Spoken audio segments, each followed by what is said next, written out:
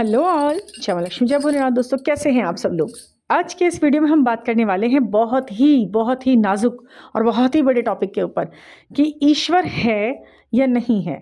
अगर ईश्वर है तो कैसा है, कैसा दिखता है, क्या उसके नियम कायदे कानून हैं, और अगर ईश्वर नहीं है तो फिर ये सब चीज़ें जो चल रही हैं इतने अलग तरीके से जो हमें महसूस हो रही हैं वो फिर कैसे हो रही हैं। और अगर ईश्वर है तो उनका रूप कैसा है, वो देवी माँ हैं, वो शिव हैं, वो कृष्ण जी हैं, वो कौन हैं।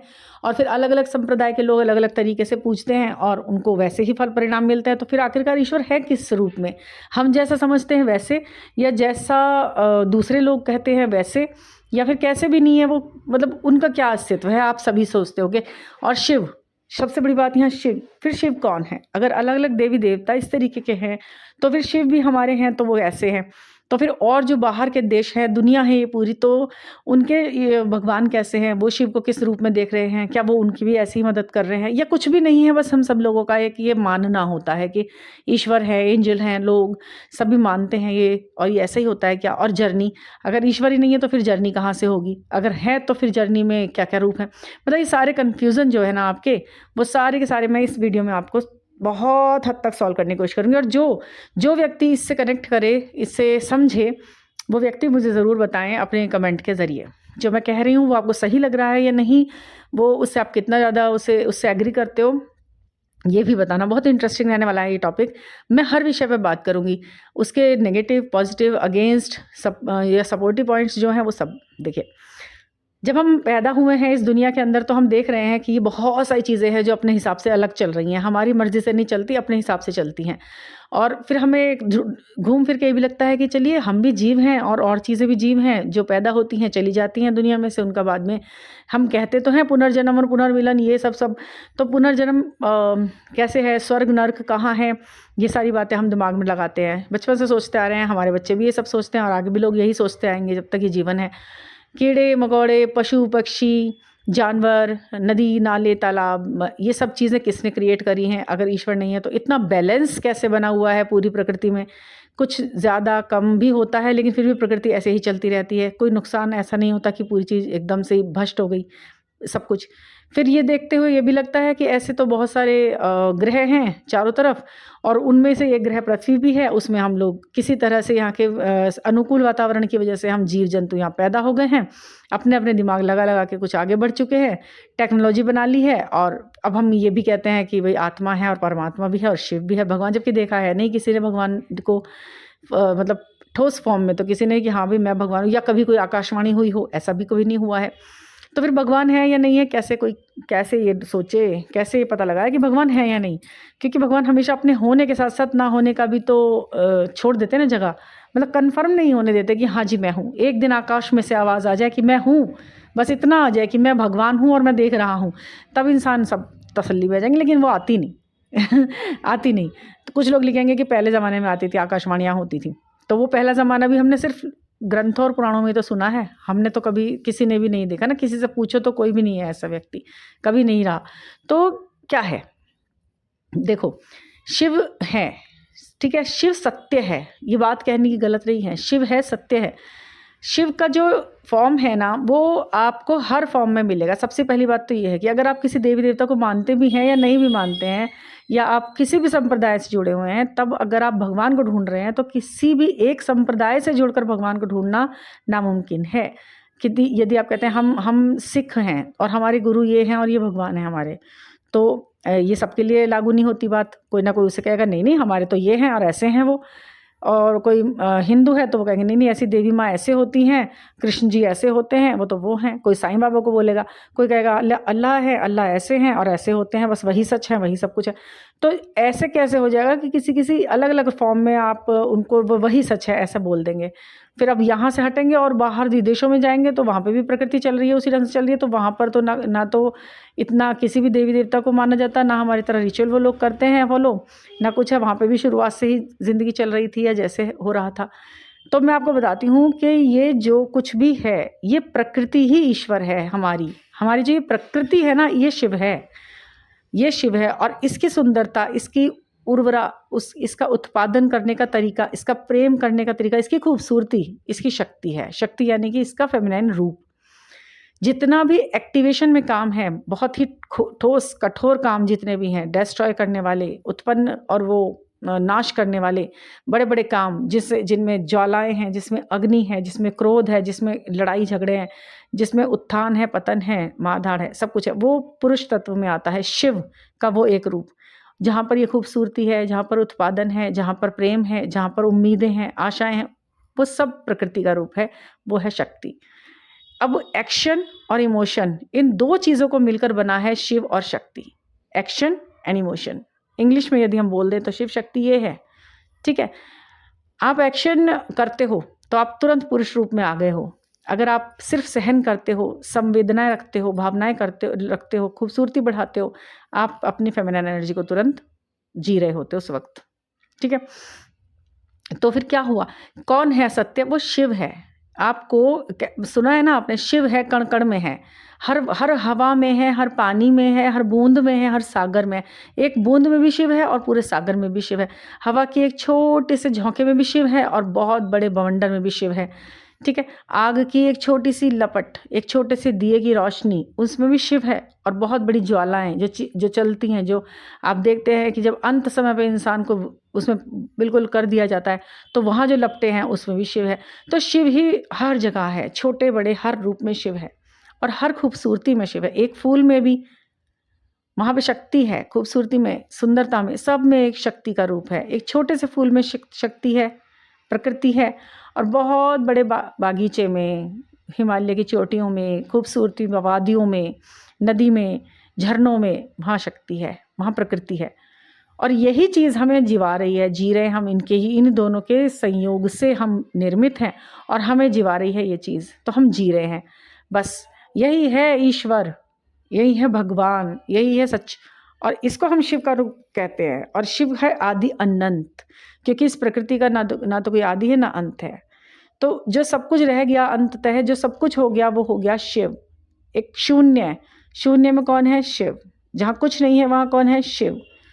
तो यहाँ पर अगर आप सांस ले रहे हैं, हल्के से बैठकर सांस अंदर ले रहे हैं, सांस छोड़ रहे हैं, तो वो सब जगह शिव शिव शिव। ठीक है, ओम में इतनी शक्ति है। तो ये जो शक्तिशाली चीज़ें हैं, जिनके अंदर शक्ति ही शक्ति है, वो शिव ही तो है, शक्ति और कहीं नहीं है, शक्ति शिव में है। तो चारों तरफ कौन है? शिव। तो ये किसी एक संप्रदाय से जुड़े हुए नहीं हैं, ये इंसान से जुड़े हुए हैं, ये आत्मा है। और आत्मा ही हर इंसान में है, चाहे वो यहाँ रहता है, चाहे वो जापान में है, अफ़गानिस्तान में है, पाकिस्तान में, हिंदुस्तान में, इटली में, रोम में, लंदन में, पेरिस में, कहीं भी है। सब सोल लेकर घूम रहे हैं और वो अलग अलग तरीके से असेंड हैं। उनको जीवन जीने के अलग अलग तरीके के अनुभव देने हैं, वो इसलिए अलग अलग तरीके की विलासितापूर्ण जीवनों में रह रहे हैं। बस इतना अंतर है। कोई प्रोग्रेस ज़्यादा कर रहा है तो वो उस शहर को उसमें जन्म लेता है। कर कौन रहा है सब कुछ? ये प्रकृति ही तो कर रही है। इस प्रकृति के इस मिले जुले रूप से ही तो हर जगह चल रहे हैं हम सब। तो यहाँ पर ये झगड़ा बंद कर देना चाहिए कि हमारा ये वो, कुछ नहीं है। हमारे माँ बाप प्रकृति है, एक्शन और इमोशन ही हमारे माँ बाप हैं। ठीक है, और ये जो प्रकृति में ये दोनों चीज़ें तालमेल बना के चल रही हैं, यही शिव शक्ति का असली रूप है। जब ये दोनों मिल जाते हैं तो उत्पत्ति होती है किसकी? इंसान की, है ना। तो इसीलिए आपको भी उसी रूप में आने के लिए कहा जाता है, शिव के रूप में, शक्ति के रूप में। अगर आप एक चीज़ ज़्यादा बढ़ाए जा रहे हैं, केवल खूबसूरती ही खूबसूरती है, कहीं पर सिर्फ खूबसूरती खूबसूरती है, एक्शन में कुछ हो ही नहीं रहा है, खाने के लिए कुछ उत्पन्न करने के लिए कोई एक्शन हो ही नहीं रहा है, गर्म नहीं है कुछ भी, सिर्फ ठंडा है, खूबसूरत है, तब चल जाएगी क्या ज़िंदगी? नहीं ना। तो वहाँ पर हमें उस तरीके का अनुकूलन चाहिए जीवन के लिए, तो वहाँ शिव ज़रूर चाहिए। और केवल गर्म ही है और जगह मामला, सिर्फ आग की लपटें हैं, एक्शन ही एक्शन है, इमोशन है ही नहीं, कोई किसी से प्यार ही नहीं कर रहा, मार धाड़ लड़ाई झगड़े, बस अंत ऐसा हो गया, तो फिर वो भी, वहाँ पर भी कुछ नहीं है। तो इसलिए है ये शिव शक्ति की यात्रा, जहाँ पर आपको संपूर्ण होने की कला सिखाई जाती है। और इससे आप इसलिए मना नहीं कर सकते कि संपूर्ण होने की कला तो शिव शक्ति के बन के ही होगी। शिव का काम ये है कि हर किसी के अंदर अपना एक रूप पैदा कर देना, जिसके अंदर दोनों चीज़ होंगी। जब से आप जर्नी में आते हो, तब से प्रकृति आपका हाथ थामती है और आपको अपने होने का एहसास देती है, आपको जवाब देती है, आपको खूबसूरती में अपने जवाब मिलते हैं। कहीं आपको नंबर्स दिखते हैं, कहीं आपको फूल दिखते हैं मिले हुए, कहीं आपको एक अच्छा सा स्पार्क दिखता है, कहीं आपको इंद्रधनुष दिखता है, कहीं आपको रिंगिंग बेल्स सुनाई देती हैं। ये सब कुछ होता है। कहीं आपको शादी का वो दिखाई देता है। ये सब कुछ दिखता है। क्यों? क्योंकि प्रकृति ने आपका हाथ थाम लिया। अब वो आपसे एक्शन करने के लिए कह रही है कि तुम मेरे साथ तो बैलेंस में आ गए, अब तुम एक्शन भी करो, अपने ऊपर काम करो।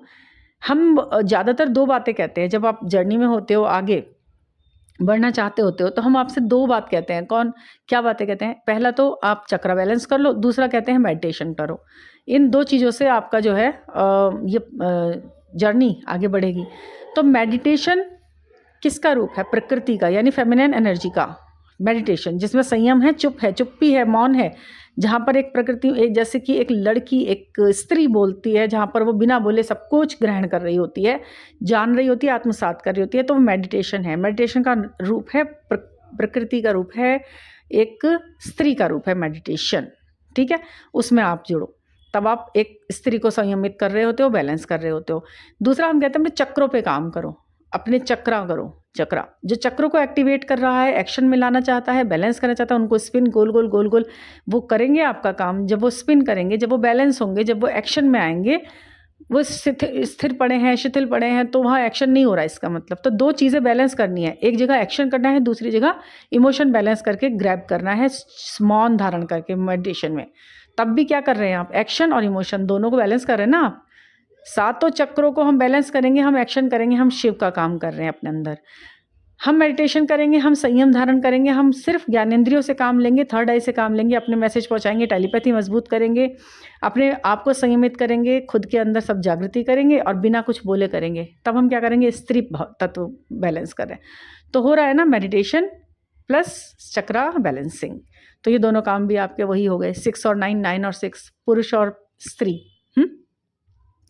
तो कितना इजी है इस जर्नी को इस तरीके से समझना। आप यहाँ तक सुनेंगे पहले इस वीडियो को, तब आपको समझ में आएगा कि मेडिटेशन की ज़रूरी हो रही है और क्यों चक्रा बैलेंसिंग ज़रूरी हो रही है।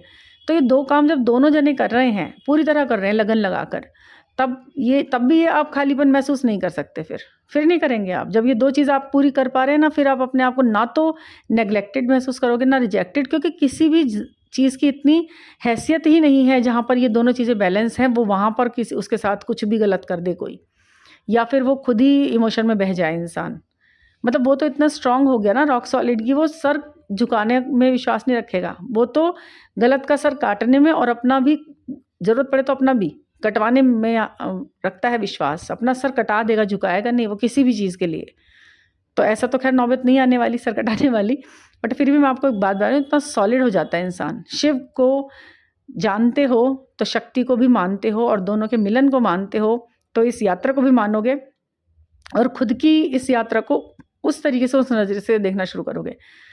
जो भाषा आप उस व्यक्ति से बोलें, आपके खुद के हाफ पार्ट से, वो भाषा मौन की होनी चाहिए। साइलेंट जो जर्नी होती है ना, हाँ, किसी ने मुझसे ये भी बोला था कि साइलेंट जर्नी के ऊपर मैडम एक विस्तृत वीडियो बनाओ। क्या क्या साइन मिलते हैं साइलेंट जर्नी वालों को भी, इस जर्नी में नो कांटेक्ट में क्या साइन मिलते हैं, ऐसा। तो कल को मैं ऐसा वीडियो ज़रूर बनाऊंगी आपके लिए। उसके लिए मैं एकत्र कर रही हूँ सारे सब कुछ पॉइंट्स वगैरह।